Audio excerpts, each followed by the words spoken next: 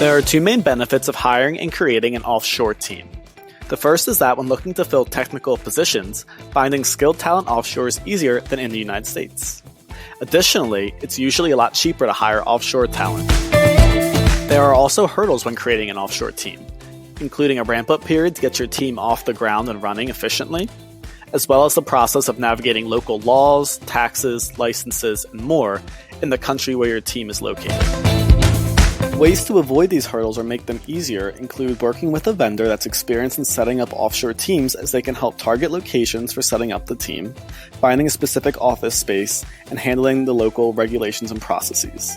Also, working with a recruiter will let them handle the interview and onboarding process, while also ensuring quality staffing services throughout the project's run, therefore avoiding delays that may occur from high turnover.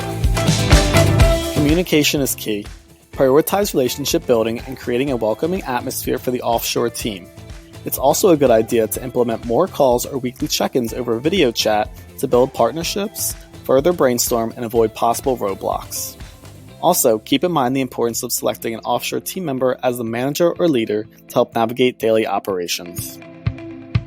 Are you interested in setting up an offshore team, or do you want to learn more about what services Quantalyst has to offer?